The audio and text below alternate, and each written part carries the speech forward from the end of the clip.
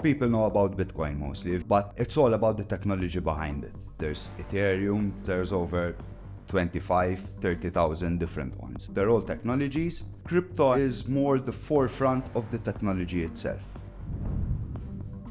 Web3 is the latest layer where we own the content and the data that is being published on the internet itself. So basically now we're coming to a point that we can read, write, and own.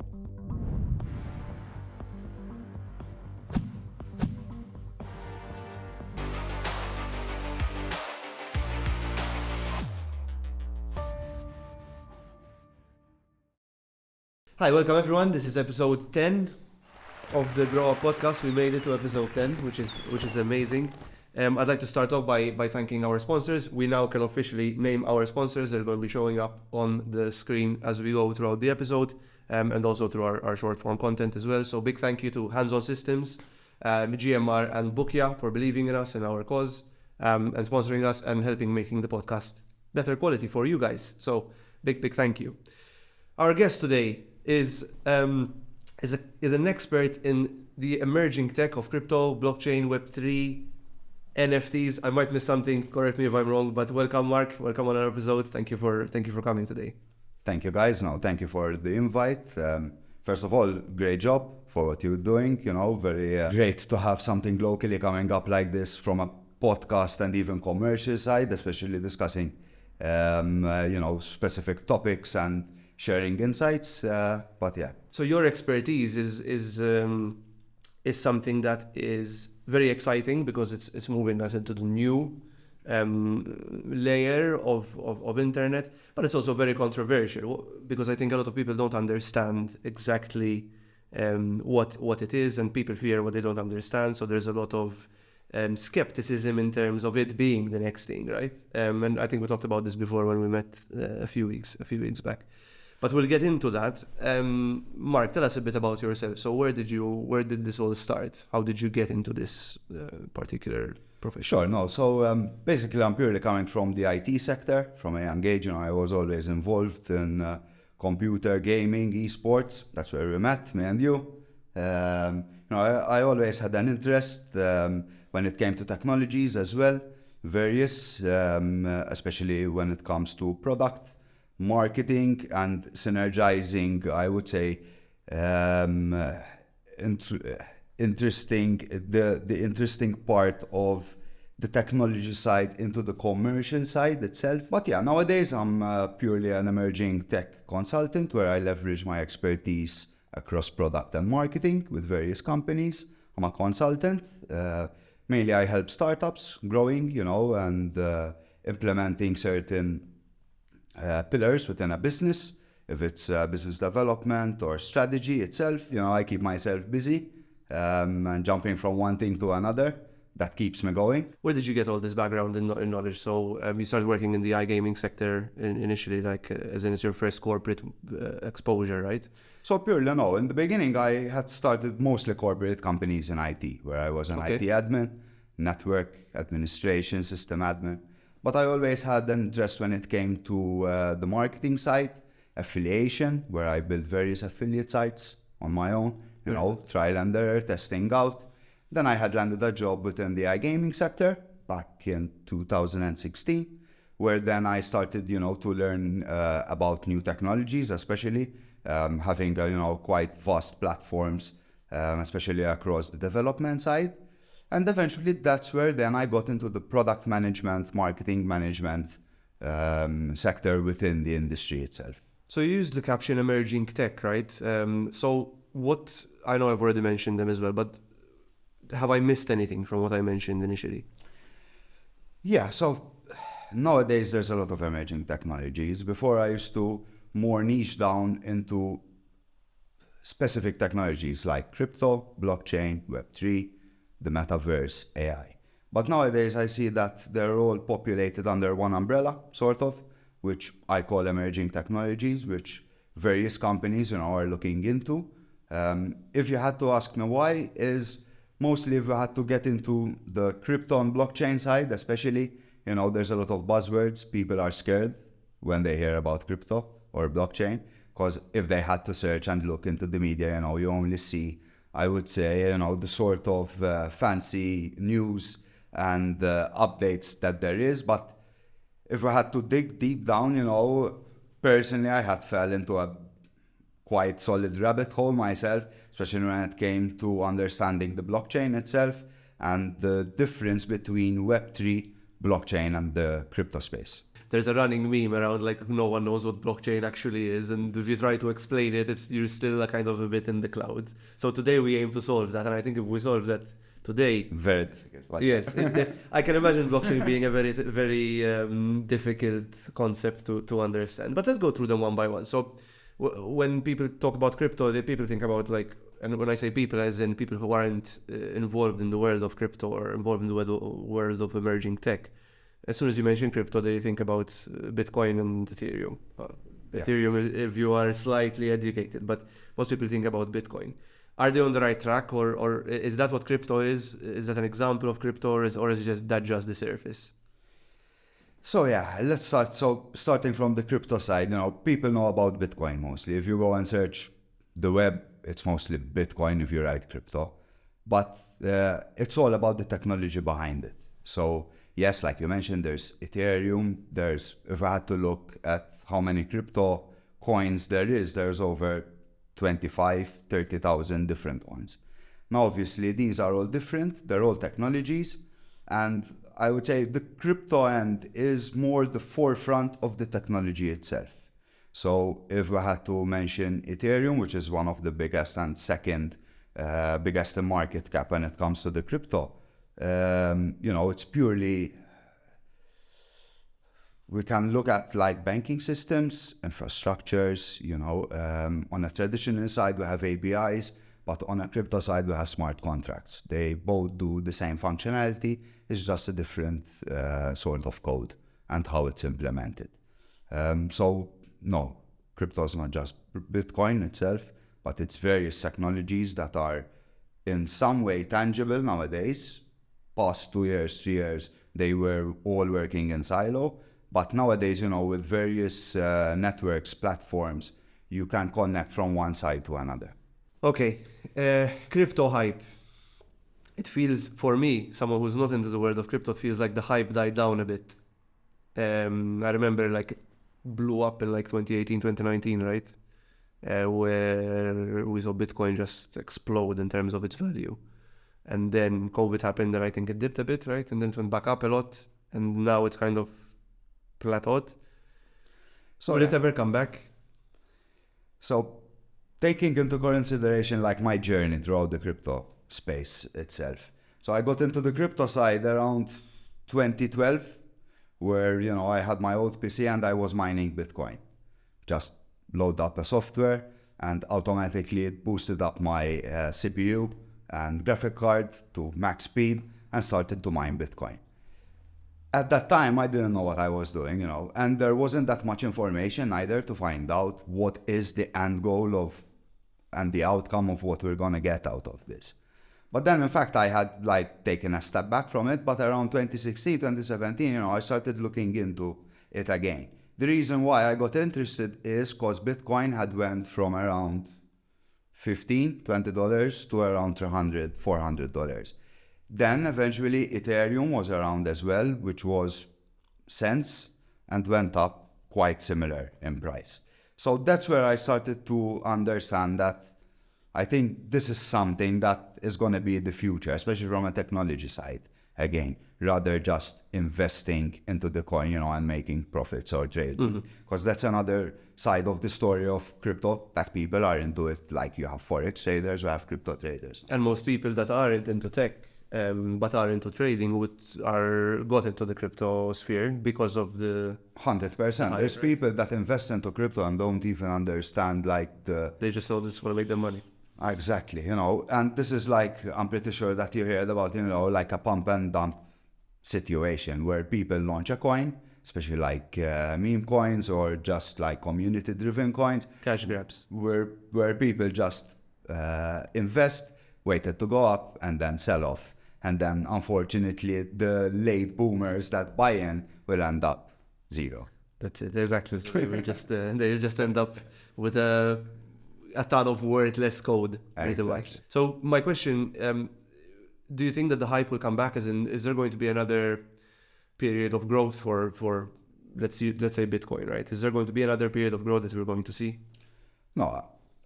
Looking at Bitcoin works in cycles. So every 4 years we have a halving, meaning that miners will earn less Bitcoins when mining the Bitcoin itself. And obviously, in every 4 years, every cycle, we call it a bull market, everything starts to go up. Why? Because Bitcoins are reduced, and obviously the price will go up automatically. What does it like? So how does it reduce? What does it mean? So basically, when Bitcoin is being mined, miners are generating Bitcoins, which the end goal will be around 21 million Bitcoin in total. And obviously, every 4 years, every halving, which next halving is around April, May this year, because the last one was around, 3-4 years ago. So obviously, the price will automatically go up because there's less circulating supply. Okay. And this is, I think, where it gets a bit skeptical and complicated, because not that you lost me, but how can there be a finite amount of code, right? Like how there can be a finite amount. The thing is that more years that will pass and more halvings, mining Bitcoin won't be more available. If we had to look back in 2011, 2012, people that were mining Bitcoin, let's say for example, were earning 50 Bitcoin a day. Nowadays, you just generate a fraction of a Bitcoin a day. So obviously there's less supply for you to mine. And when the 21 million Bitcoins are going to be mined, there's no more supply to be, run into the ecosystem itself. So, and that's what's different from normal currencies, because you can reprint, or no, not reprint, you can print more currencies. Yes. So is there ever going to be a world where more Bitcoin will be generated? No. That's impossible. No, it's not possible. So Bitcoin will at some point plateau its value. Exactly. People are forecasting, that Bitcoin can go up to $1 million per coin. Per coin. So it's, again, I'm not that convinced at the moment, obviously, but looking throughout past, 11, 10 years, we see that sort of the value, and that what Bitcoin is purely is, which is a store of value. It's like digital gold. It's quite possible, yes. Is there a world where we will be using Bitcoin, for example, instead of paying with money? Fiat. I guess as we speak. What's I know what fiat is, but can you explain what fiat is? So yeah, fiat currency is euro, dollar, sterling, the traditional monetization that we're used to. No, yes, to your question, I would say Bitcoin is already being widely used as a currency, as USD. If I had to go places like Dubai, you can buy a house, you can go to the supermarket, you can buy a car with your Bitcoin wallet, and with your own Bitcoins. And eventually even there's other businesses that they accept other cryptos, like Ethereum, Solana, Cardano, XRP, whole lot. I understand crypto, I understand Web3 to an extent, I understand AI, I understand what an NFT is. And when I say understand, I understand at a very surface level, like not at the level that you know it, but I have no idea what blockchain is. So we started out of crypto, which is purely the commercial side to us in general, and to the people out there that are looking about the technology. So let's say, a good example is Ethereum. So you have the Ethereum coin, the crypto coin. Now, eventually, the underlying tech of it is all built on the blockchain, where it connects from one network to each other. Now, if it's for transactions, if it's for security, something good that the blockchain even provides is the transparency, because everything is on the blockchain itself. Meaning, a good example is that if I send you one Ethereum from one wallet to another, it's live and it's there, that anyone can go and check on the Etherscan, which you see all the transactions per wallet as well. So it's quite vast, growing day to day. It's totally a different code as well. So let's say if we had to look to the traditional developing side, like we have Java and various other languages, on the blockchain, there's, like Solidity, which is another sort of coding language. Okay. And what is the advantage it gives us over traditional methods of coding and checking transactions and historic storage, etc.? What are the advantages of using blockchain going forward? So yeah, it's to a certain point, there's a lot of roots that being built on the blockchain itself. It's quite similar to traditional side, and that's sort of a lot of arguments that come up. Why shall we use the blockchain if we can, get to point A to point B traditionally with what we're used to? The thing is that when working on the blockchain, it's kind of more permissionless and gives more the advantage to both the consumer and the builder himself to be more dynamic and more even mitigate issues that happen mostly on a traditional side. A good example is hacking. If someone hacks a company, all the data is driven out, and as we know, our data is continually shared, and we don't have that much control about it. When it comes on the blockchain, there is certain parameters and certain even builds that can be implemented that the data is all sort of private, where you cannot see, and if a company is being built on the blockchain itself, and it gets hacked, which it happened, and obviously a lot of funds were being lost, to be fully transparent.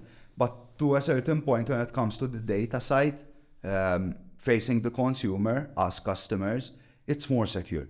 Okay. So it adds an extra layer of security.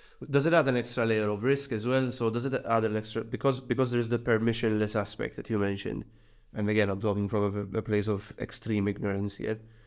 Does it create an extra layer or element of risk in terms of illegal activity like money laundering, weapons trade, and all the other stuff, all the good stuff that comes with AML and with money laundering with AML, because AML is the counter to it? No, yes. Again, like in every technology itself, there's its own risks. So does it risk it being heavily then regulated? I mean, it's not the risk. Will we ever see the heavy regulation that we see on transactions and the financial system that we currently have because of this? 100%. And eventually it's something that I'm waiting for to be, more regulated. We're having MiCA coming out in 2025, which is the European regulation across crypto and blockchain itself. And then obviously every continent is working in parallel, but they have their own regulations to implement. Okay. But yes, if we had to expect all businesses and companies to get into the blockchain, regulation needs to come ahead. This is like iGaming back 15 years ago, where it wasn't that much regulated. Malta was one of the first that they had introduced the MGA license. Throughout the years, we saw, UKGC in the UK, SGA in Sweden. Americans now are regulating online gambling itself, Asian side, and so on. I think I understand a little bit more now. But guys, if you want to understand blockchain and you don't, just hit up Mark on LinkedIn, and he will be able to help you. He's a consultant about this stuff. Cool. So let's get into Web3, right? So what is Web3 first of all? So I understand it's an extra layer on top of the current internet that we have, right? Yes. So what is new about it and what is different about it? So explaining Web3, I always like to give the example that in the beginning that we had the internet, it was purely, like a magazine, which was Web1, where we used to log in, have the content that they publish, and that's what we can go through. Nothing to browse from one side to another. Then after Web1, we had Web2, where it was mainly read and write, where people started to implement content on the web. And like we've seen in the past 15 years, Facebook, Twitter, everyone started, evolving the content creation side from one another. Web3 is the latest layer that we added across the internet, where we own the content and the data that is being published on the internet itself. So basically now we're coming to a point that we can read, write, and own. So when you say own it, does it mean that it cannot be replicated by anyone else? As in, so nobody else can right-click and save the details I'm posting? Is that what I mean? No, they can, yes. But again, so this is where now crypto, blockchain, and Web3 connects together. So let's say there's various social media platforms nowadays that are built across on the blockchain and Web3, where you post content online, but if the company closes off, you own the content that you're publishing. Why? Because you're publishing it on the blockchain itself. Okay. So if, let's say, imagine Facebook was on the blockchain, and I posted a post today. Tomorrow, Facebook closes down. Eventually, that post or the photos and the albums that everyone has been publishing past 10 years can retrieve and take ownership of them. Okay. Interesting. Still, mind is a bit scrambled eggs right now because of this, and I keep saying it. I keep saying it because it truly is a hard concept to grasp if you're not, I think, involved in it.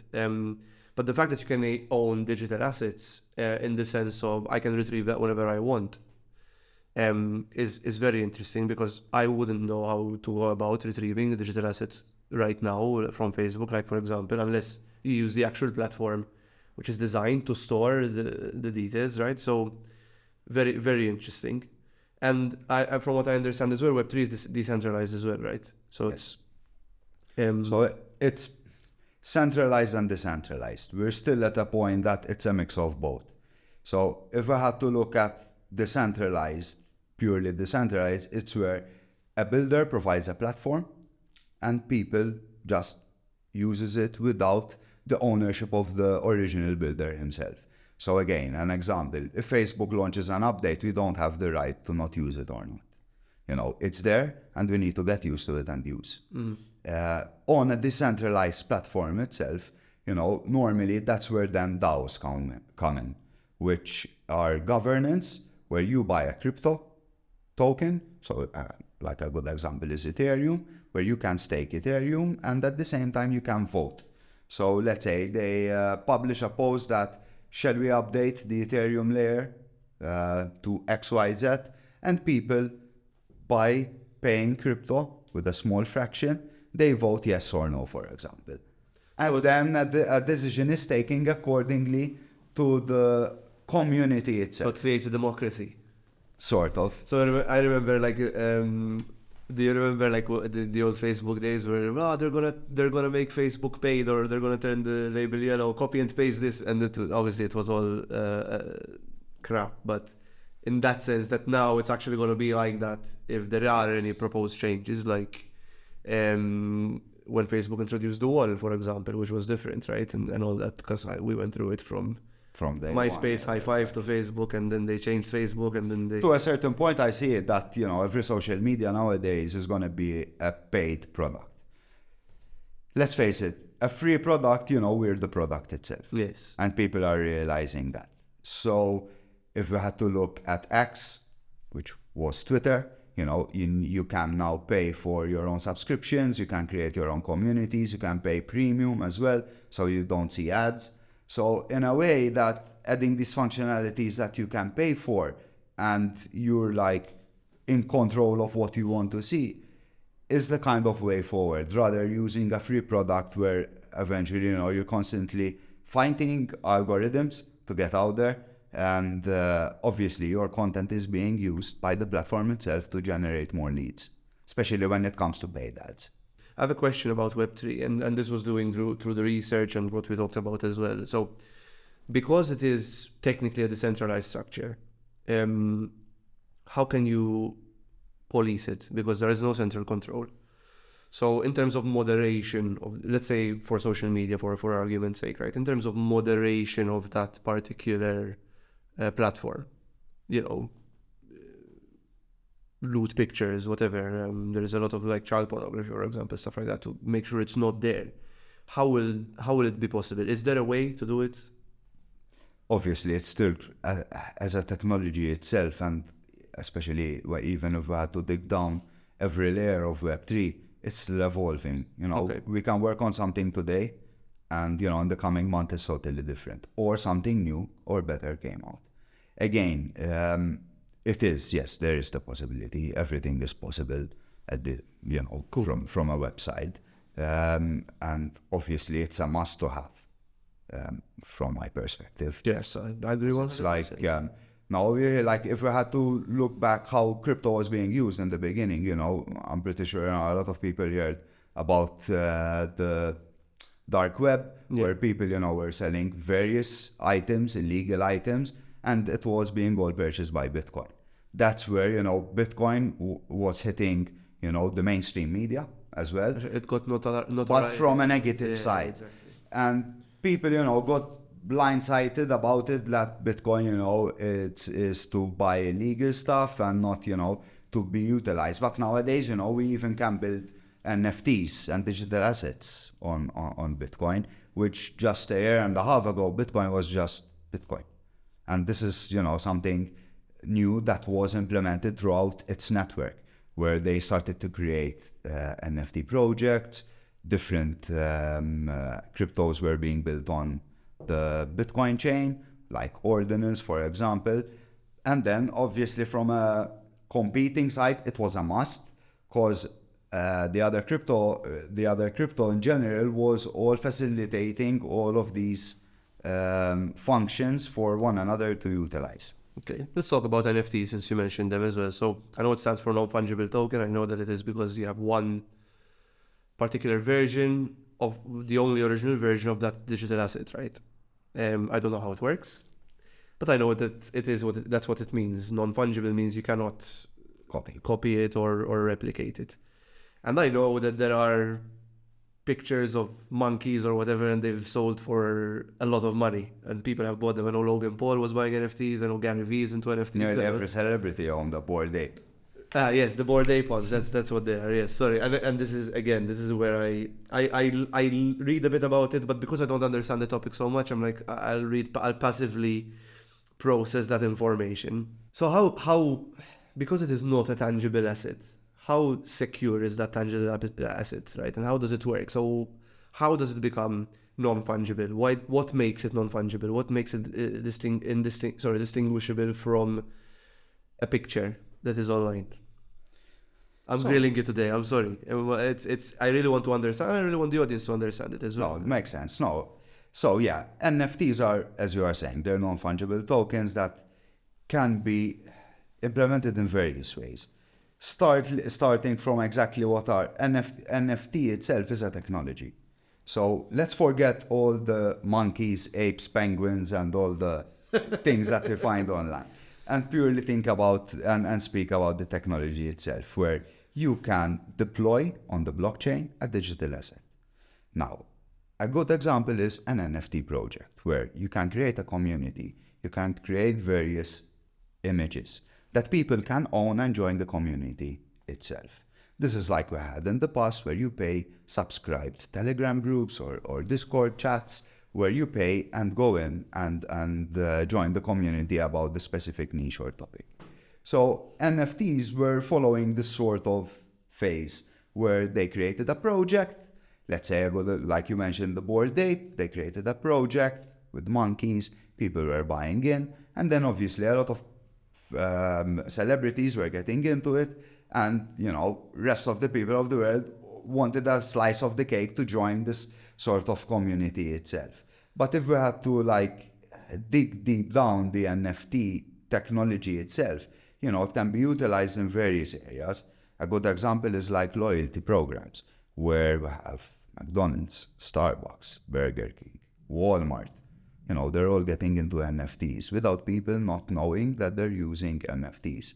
A good example is Reddit as well, where they had launched an NFT collectible, where you log into Reddit and you have the small character. Eventually those were shifted into NFTs. People were buying the digital collectible without even knowing they're buying an NFT or a digital asset itself. Interesting. So they weren't made aware. Listen, this is like... No, and nowadays they sold around 20 million. One last question around the NFT aspect. Is it here to stay? Like, will this buying of digital assets and trading of digital assets and valuing them at these extravagant amounts of money, will it stay, or do you think that the market will become somewhat saturated, and the hype behind the NFT as we know it now will die down, and then there'll be maybe another, as you said, another technology where NFT can be used? I think it's here to stay. So let's start from NFT projects like the Bored Ape. Again, it's a project around monkeys. Eventually, they launched a crypto token, which was called the Ape Coin, where buying into the Ape Coin yourself, you're like investing in the company itself. It's like buying an Apple or Meta stock. It works similar. But no, in general, if we had to look from a commercial side, everyone that owns an ape owns the IP of his own ape. So if we had to go to Miami, Los Angeles, Hong Kong, you find nowadays brands created out of the Bored Ape that the owner owns. Personally, like I saw drinks brands, for example, clothing, shoes, even online digital products that were created purely by the Bored Ape that they owned. Then looking at other projects as well, they created toys for kids that you can buy from Amazon nowadays, like Pudgy Penguins, which, it started out from a market cap of 610 million for the Bored Ape Yacht Club. Is that the whole thing? The whole thing. Apart from that, the Bored Ape, something interesting that they did is they built a game. Okay. Which a lot of esports players bought in. Why? Because it's competitive, there's PvP, it's community. So there's a lot of tangible products that are being evolved, not just out of the NFT itself. And again, there's a lot of projects that are like sort of taking the same route. But if we had to focus again on the technology side, you can create a lot of things by using NFT tech itself. And a good example I like to use is like loyalty programs, where you go and buy stuff and you get digital assets back. And then you can leverage those digital assets, either trading from one another, selling, or else keeping there. Like my little lava guard when I go to Obama, and you put the points on them, and then you just... Sort of. Yes, exactly. Shall we get into AI? Do you know anything about AI? Yeah. So AI is what interests me, like LLMs and stuff. I've been getting into it now. I'm learning more. I'm starting to think. I'm thinking very, very heavily of doing a course around it because of, obviously, I'm doing some stuff on Python right now, and that's the code that's used mostly in AI.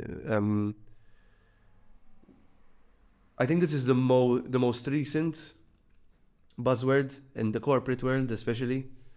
But it's not just a buzzword. I think a lot of corporations are adapting. Most famously AI chatbots, especially for like the client services aspect, because they are easy to set up.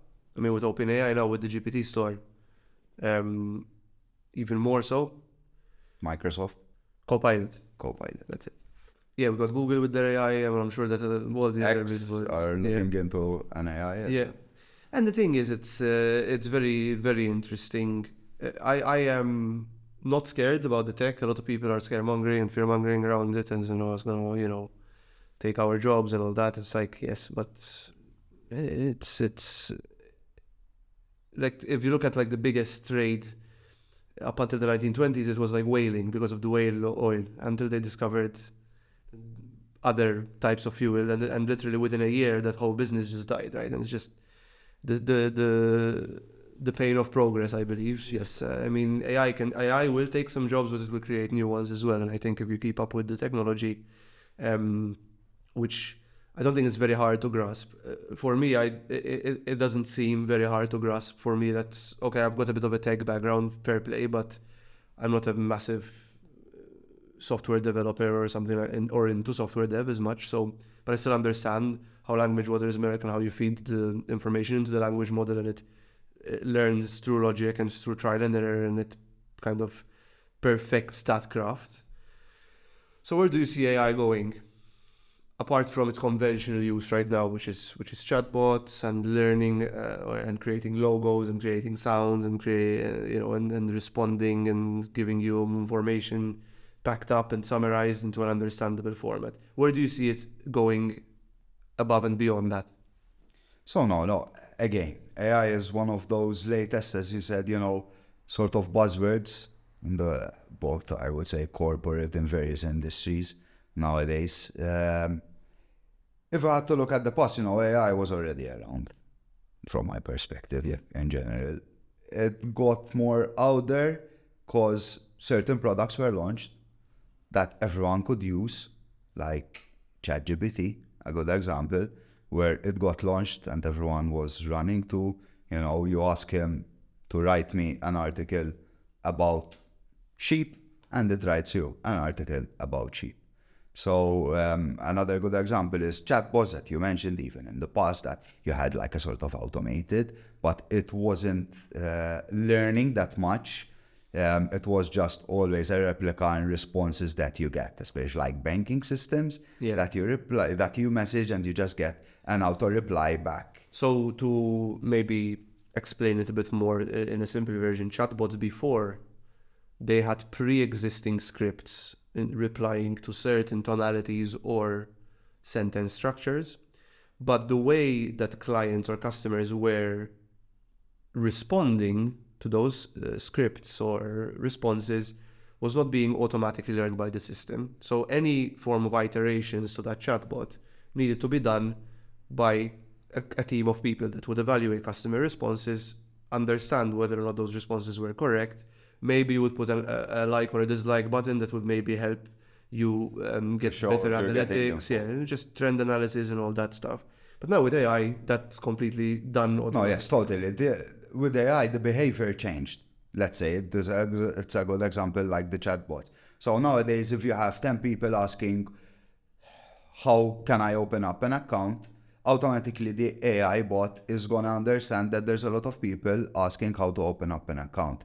So one, it shares the data with the company itself that people are finding it difficult to open up an account. And two, even from the reply side, it changes its sort of tone of voice in how it replies and gives out information.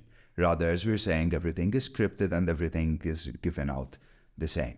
Now, obviously, like iGaming, a good example, we utilized various technologies in machine learning, automation, BI as well. But with AI now, we can easily, let's say, create different user experiences for the customer himself. Let's say you're playing on a product, on a platform itself, and in the country that you're living, it's raining outside.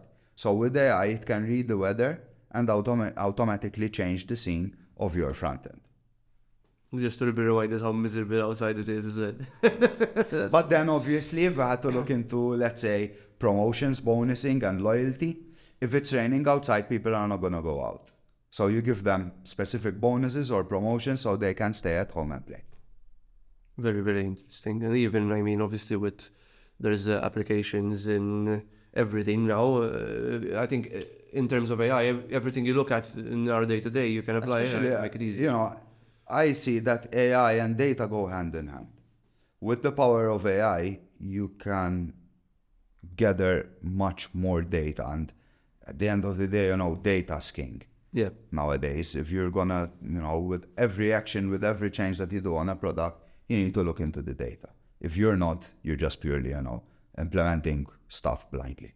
Yeah, exactly. And so it will reduce the amount of testing required. So yes, it will take over data analyst's job to a certain extent. You still need data analysts to go over AI, yes, but that's something that I always put out there, that it doesn't mean that AI is going to take your job. You need to learn how AI works in order to not lose your job.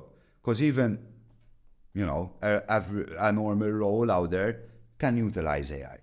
I saw the saying where it said something like that, where it's like, AI won't take over your job, but people who know how to use AI will take over your job. Now, yes, it can replace certain roles, like a good example, like Midjourney, where you just write down a script of what you want to create as an image or as a scene. We're seeing a lot of designers nowadays utilizing Midjourney to get inspired, to get more, examples, to evolve their creations themselves. But, we still need designer manually creating something. Like you mentioned before, you mentioned logos. Yes, you don't need to pay a designer nowadays to create a logo. You can do it through AI. If you're creating a landing page, if you're creating a new website, if you're creating content, you can easily create it through AI. And then obviously you need to go through it and update it and, make sure that it's in line to what you want to get out there. Exactly. I still think that designers, ultimately there is the human side of the creativity is still going to be an element that's required. It just creates a bit more of a saturated market in terms of as you said, like landing pages and stuff like that, which a lot of people don't really like, unless you are an actual like artist or photographer, you don't want to spend too much time creating a landing page because you want to focus on your lead generation and your sales pipeline and your product, so there is always that aspect of like quickly give me a landing page. So yes, maybe landing pages will be done by AI, but if you want to create like a brand strategy, like a proper like branding and stuff like that, you would still most likely run it through a brand expert. Yes. To tell you kind of how. The thing is, as we were saying, you can get more examples and inspiration. So, we mentioned ChatGPT. So let's say you're creating, a sort of podcast strategy for yourself. You can go on ChatGPT, tell him the podcast the topics that you want to go out with to the public, and it sort of gives you an example of what you can ask, what you need to make sure to have. But, it doesn't mean that, what it's giving you, it's what you need to do. Yeah. You just need to get an idea out of it and then scale it from there. I use it all the time. And I don't use it to like copy paste content or copy paste like the idea and stuff, but it gives me a nice little skeletal structure and then parameters in which I can work in that otherwise would have taken me maybe an extra 10 minutes to figure out, right? So I'm a big fan of AI. I don't know where it's going to take us, but I can see its applications. There's obviously going to be military applications, which I'm sure there already are, but there is also applications in terms of sustainability and safety and the data analytics side as well, in terms of, and we're going to have hopefully a guest on this podcast soon that specializes in this as well, that focuses on vehicle types in the road, right? And how many vehicle types pass in a particular road. So that means that, okay, so how do we redesign the road to make it more accessible to pedestrians, accessible to buses, because we can see that a lot of buses are coming, and the AI can figure out how many types of vehicles or pedestrians pass through it, where they pass from mostly, where otherwise you would have one person with a clicker just going that for like 24 hours, but the AI does it for you. Oh, again, as you're mentioning, I see that in every sector and every industry, AI will fit in. If we had to look at America, if you have just a bumper-to-bumper car crash, nowadays you don't need to go to your lawyer, applying and so on. You have an AI bot where you give out the details, they do the same, and it solves all of the issue bit. Just there. Very cool. So it's quite, again, universities, you can find past test papers, what you need to study about. Everything is being published through AI as well, where before you had, people manually queuing in lines, waiting, to buy past papers, to buy books. Which creates also the social media. I think we talked about this earlier in our conversation a few weeks ago.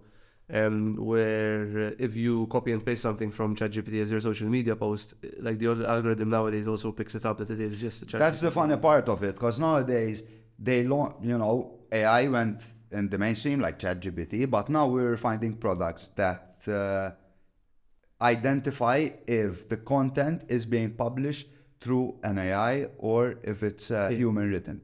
And even sometimes you can tell as well because yes.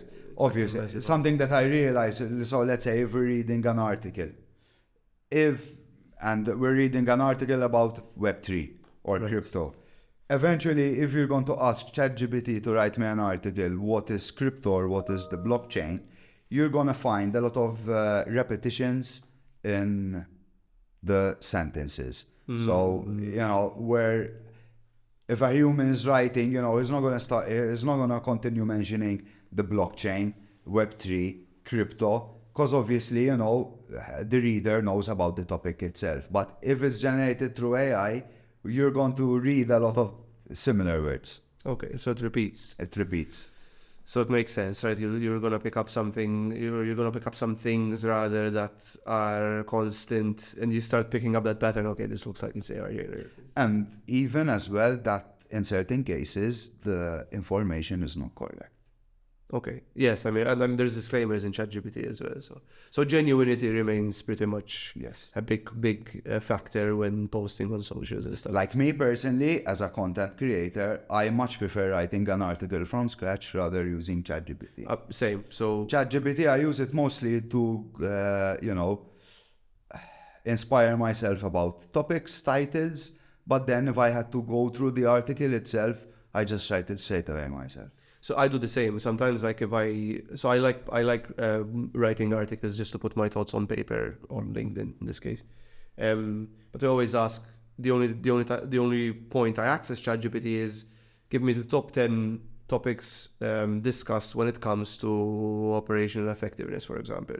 And then I pick up that topic and I'm like, okay, I know something, I can share an experience that I've actually been through myself, or maybe a project I've done, or maybe conversations I've had with particular people and how they reacted. And then I just write that bit, and I don't run it through any other AI or anything like that. So, and I think the reason I said this is because I think that a lot of content creators will relate to this, rather than just using ChatGPT to write the content, but you can use it to get inspired to write the content. Planning wise is very good. So let's say a social media executive can just easily create a social media calendar through ChatGPT, through AI, where he can grab the topics. Again, he needs to shift and change accordingly, but he can get a 30-day social media plan easily in like 5 seconds. In 5 seconds, and then you grab every title and you can write another thing, with images and so on. But you still need to manually, shift and change certain content. We've only finished emerging tech, and we have so many other topics to cover, but we've already been doing this for an hour. I was going to ask. That's yes. cool. You talk about the US, and I know you've traveled to the US a lot. So let's kind of take the edge off a bit, because I think it's going to be hard for somebody to stay engaged for an hour just talking about emerging tech, especially if they don't understand it. You've traveled a lot on the US because you go and talk to a lot of different stakeholders within not just the iGaming industry, but within the emerging tech space. What are the most interesting things you've seen traveling to the US compared to maybe something that we don't have commonly within Malta or Europe, for that matter? I think first thing that I always see that, let's start from the US market itself, that there's much more opportunities if you have an idea. So like we were discussing about NFTs in the beginning, now again in April we have NFT NYC, which is one of the biggest NFT conferences out there in the world. You meet a lot of people that are very innovative, they inspire you a lot, they come up with projects that, here locally in Malta, if you speak about them, they tell you you're crazy or what you're talking about. But to a certain point, it's where personally I grew and learned and even matured when speaking to certain, entrepreneurs, business owners, and even understanding their ideas and seeing throughout their projects, not just NFTs, but even when it comes to crypto, blockchain, AI, machine learning, they're quite innovative and they're quite ambitious and out there when creating, products themselves. So, and again, obviously, this is not just the US, especially like on a crypto and blockchain side. We have Dubai, which is booming, especially like the metaverse, virtual worlds, where people are creating their own virtual worlds where people can buy in. They can go speak publicly. I went to events as well in the metaverse. I was speaking through, a VR glasses and seeing everyone virtually itself, both even from a spectating side. I learned a lot from it, and I see that, obviously, don't get me wrong, it's something that Europe will follow as well. Because even if we had to look in other European countries like London, Germany, Switzerland, they're quite focusing when it comes to emerging technologies, which even I see, even here in Malta, I have quite some solid entrepreneurs and business owners that are doing, some great things when it comes to the emerging tech space itself. Very important question. How much time do you think you've wasted actually waiting for lifts and elevators in the US? I got a little bit of information here based on your stories and being posted that you take a while waiting, that you spend a lot of time waiting for lifts. Yes. I would say I waited more for lifts in Asia rather than the US. I had some bad luck as well, because one time I was on the 44th floor, my apartment, and the lift stopped working. So I had to go down 44 floors and up around Good cardio. 4 times a day. Not bad. And again, it was in the Philippines. So you take a shower, you go down and you're already sweating. Yeah. And then you go back up, you're sweating again, take a shower, go back down, and you're back sweating. So it was quite challenging, but quite an experience as well. Very. I'm glad. It's you've traveled a lot. You've been around the world quite a bit. From last year, mostly, I was mostly speaking here, more than European countries. But nowadays, yeah, I've been going to various countries, if it's Asia, Dubai, and even now the US. Like last year, I was in Miami for a Web3 conference twice. New York as well, I went up for an NFT NYC, and even this year, gladly, I got chosen again to go up in April. Very good. But yeah, it's something that I do as well. I speak publicly, share knowledge, insights about various sectors, not just iGaming. Obviously, I'm coming from the iGaming space across, various platforms, if it's online casino, sports betting, or affiliates. But nowadays, I'm more focusing on the emerging tech side. And obviously, it's a must that you leverage your experience from, the traditional side that we're coming from. If I had to look into product marketing management, you still find it in Web3 blockchain projects themselves.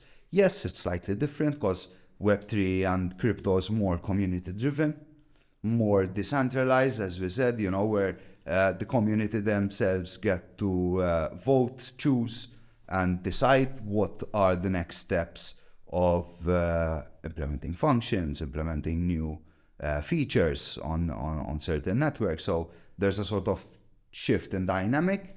But, if we had to boil it down, it's quite the same, strategy. And if I had to, publish social media, content writing, SEO, it's all important. Let's talk about content writing for a bit, and maybe kind of just fuse that with the product roles you were doing as well. But you do a lot of content writing, and you do a lot of content writing for yourself. You do it a lot as a consultant as well, and all that. So we see a lot of SEO, and there are probably people that want to get into content writing and copywriting and all that, and talk about SEO and affiliate marketing. So give me a practical example. Like, how would you help a company or a business benefit using SEO? So yeah, no, purely SEO there's a lot of factors behind SEO itself. So writing good SEO and good content with proper SEO is a good example. Is, let's say, if we're gonna write about crypto itself, first thing that you would need to do is look into what people are searching about in crypto. If it's search phrases, if it's keywords, and then eventually you need to populate articles that people are looking for. So a good example is like Google Trends. So let's say currently if I had to go to Google Trends and write crypto or Bitcoin, it spiked up. Why? People are searching about it. Bitcoin ETF launched and got approved last week. So eventually if you're going to write an article about Bitcoin, you need to utilize certain keywords. You need to utilize certain search phrases as well, because that's what people are searching about, and that's what certain words that are being looked up for. So that's purely, having good SEO, and why SEO is currently important. It's purely organic search.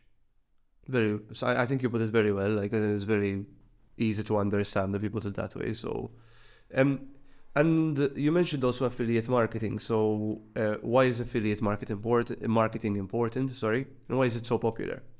So yeah, again, it goes hand in hand with SEO. Now, I worked in certain companies that they didn't even utilize SEO because they were focused more on affiliate marketing. But then eventually affiliate marketing comes at a cost. Don't get me wrong, SEO costs you because you still need people to employees to search about SEO, to manage it for you. But when it comes to affiliate marketing, you're purely advertising your own product. So you're paying other websites which are purely built on SEO to advertise your own product itself. So in a certain way, you need both ends to work.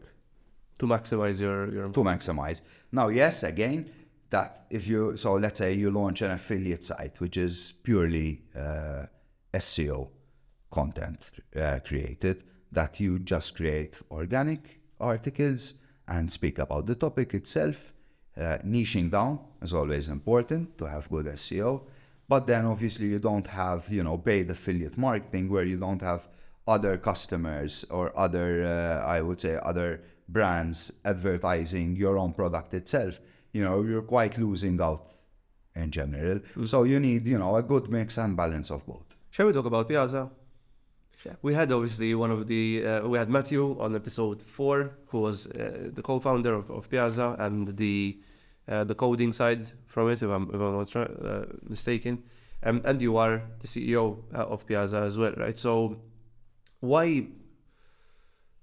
Actually, I'm not going to ask anything yet, but talk us a bit through Piazza, because I remember Matthew saying, I'm not going to go into a lot of detail because I would want Mark to talk about it later on. And I think a 6-episode break was good for us to get back into it now. And I really want to understand what it is and what its applications are. So over to you, I guess. Sure. So now, originally, the idea of Piazza came around. So personally, again, I use a lot of social media myself.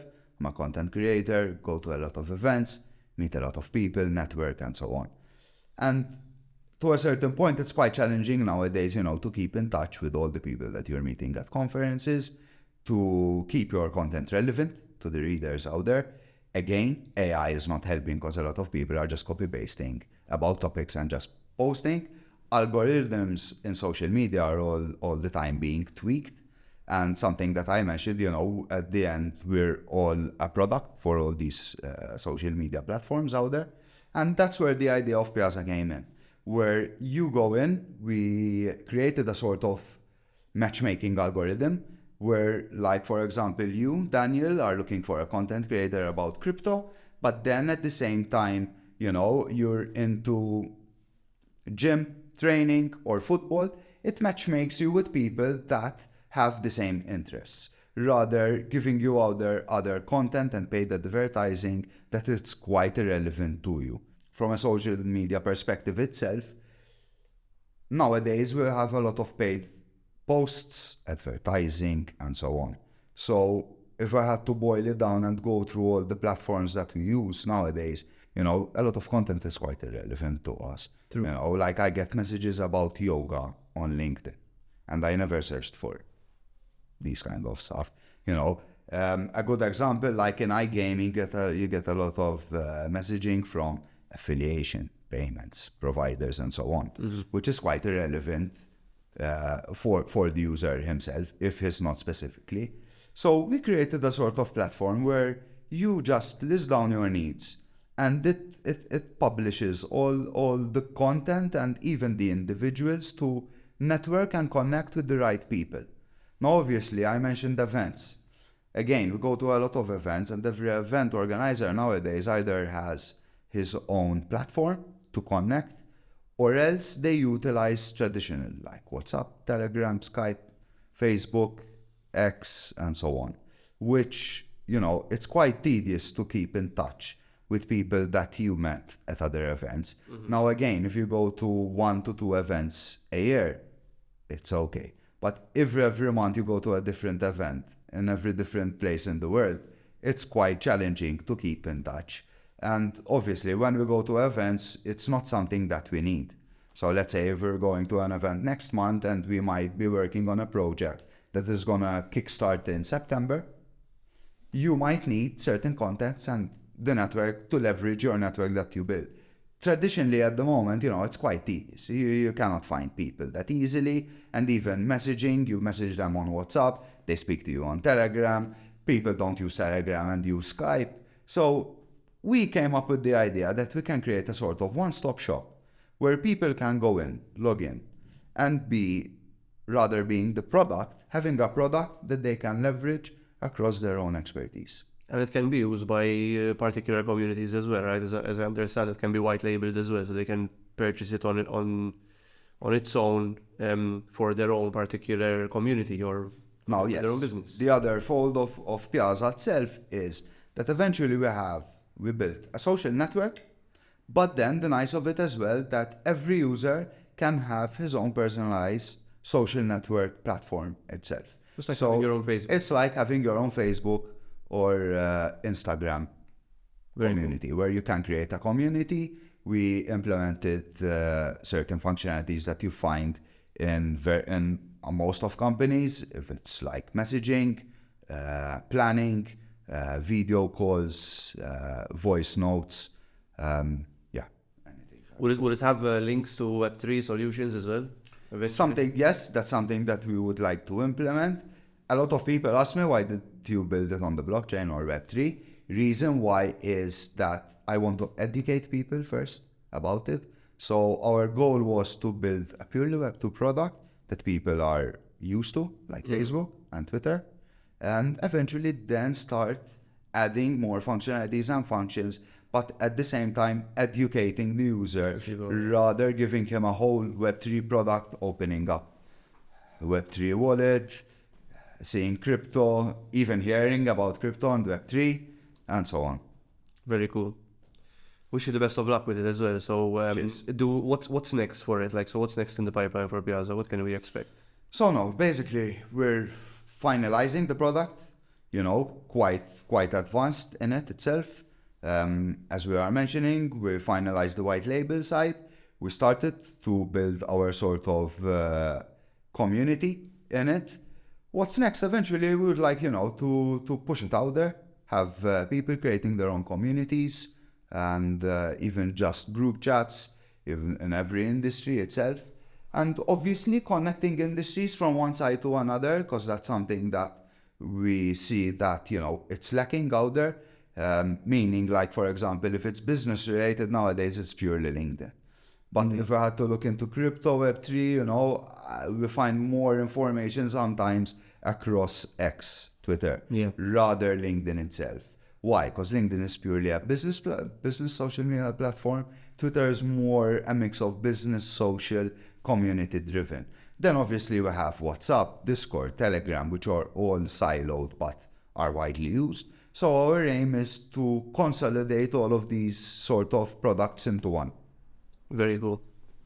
I wish you the best of luck with it. I'm sure you'll find, you know what you're talking about, and you have obviously Matthew, who's also great at what he does. So it's set for all the successes and do it. So no, yes, even like how we build the product itself, we built it in a way, and obviously hands down to Matthew, which is purely scalable as a product itself. Okay. Where a good example is if I had to look into Facebook. If you have an Android phone, Facebook looks in one way. If you're using it on your computer, Facebook's front end is different. If you're using an Apple, it's different as well. So we created the product itself that it's easily scalable, responsive. It has all the functions that you have from one side to another. So, at the end, we created something that is easy to use rather complicating, people's lives. I mean, like Instagram is horrible to use on a PC or a laptop, for example. Like It's much easier to because it's designed for obviously. Obviously, mobile is always first. 90-95% of people use social media networks on mobile. We've got two more segments, and I think then we'll be quite safe to wrap up our conversation today. And thank you for answering all of my questions. Some of them might have been probably a bit too basic for you, but I want us to make the most out of this conversation with you, so appreciate it. We're going to go through a segment called Myth or Fact. The first one being that digital currencies don't have value. And there are people that still say it, they're just... Meaning like Bitcoin? Yeah, so digital currencies like Bitcoin, Ethereum have no value, right? What's your... Obviously, I'm sure you disagree, but what is your stance on it? Like, what are your thoughts around that statement? No, yes. First of all, I purely disagree. Imagine you say, you're... No, yes. So let's face it, digital currencies came out and people were a bit skeptical about them. Yes, because again, a lot of negative news was being out there. If we had to look now what our governments are doing in the coming years, every sort of fiat currency, euro, sterling, dollar, everything is going to move to digital. Why? One of them, the main reasons having all of these digital currencies out there and governments lost control to a certain point. You know, why? Because as we were saying in the beginning, people with Bitcoin can go buy a house, can go buy a car. So they can do and live their lives utilizing purely digital currencies without having fiat. Now, obviously, if you want to go and take a bank loan, for example, yes, you need fiat currencies, euro, in your bank account. But then on the other hand, it's something, again, inevitable that it will not go away. Why? Because even governments are going to be launching their own CBDCs, they call them, where we're going to have, you know, every fiat currency moving as digital. And we're going to come to a point, yes, a lot of people disagree with me on this. And again, I'm not saying that it's going to happen next year. But yeah, most probably we're going to come to a point that cash is not going to be around anymore. And everything is going to go digital. I think the platforms to support digital payments have evolved very rapidly, especially with COVID.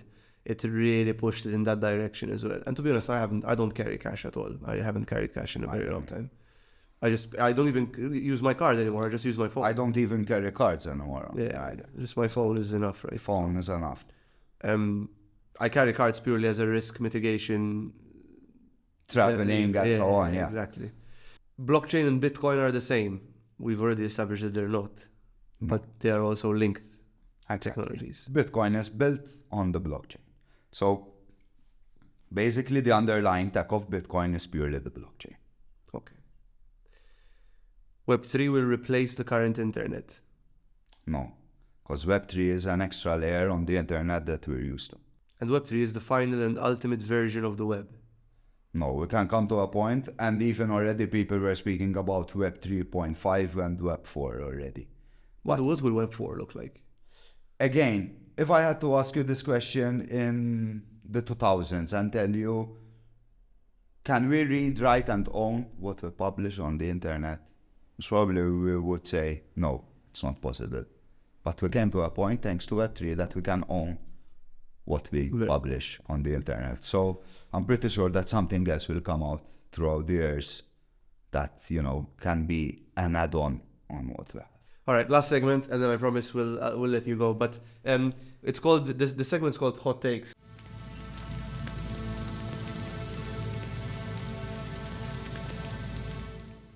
So in here we have 3-4 different statements, which are hot takes, right? Which are argumentative against emerging tech. Obviously through the help of Google. I did not come up with these statements, but popular statements that are against emerging tech. You get to pick. Maybe do 2 or how many do we do? 2 words enough, I think. 2. Let's do 2. Pick one of them, read through it, and then we'll hear your thoughts and why. You know, what your take. Sure. So, despite Web3's promise of decentralization, there are concerns that it might actually lead to new forms of centralization. Large corporations or entities with significant resources might dominate the space, controlling key infrastructure such as servers or blockchain networks. So again, a good example is Ethereum. It's the second biggest crypto in the world. It's not fully decentralized, but it's centralized. A good example is server hosting of Ethereum are all on AWS. Okay. The thing that AWS did, Amazon, throughout these past 3 years, they created decentralized servers themselves. So basically, they created sort of an infrastructure where the servers themselves are encrypted. So let's say you have a KYC product where people are publishing and submitting their own ID card, selfie, and bank statements. That's going into a server which is fully encrypted and it's decentralized. So by a press of a button, Amazon cannot go in it, but neither the business itself that is utilizing it. So I would say it's a mix of both. It's very early to be fully decentralized. Again, I was into projects that were fully decentralized. What does that mean, fully decentralized? As in, so no particular platform owns it, there's no... Exactly. So again, I'm a product builder. I built a product. I launched it on the web, but I have no more control of it. And it's controlled purely by its community members, investors, and who's purely, following it and in it. Anything else on that topic? Yeah, that's it. I guess. That's it. I was like, yeah, I can go on for 5 hours, but let's say no. Okay. Next.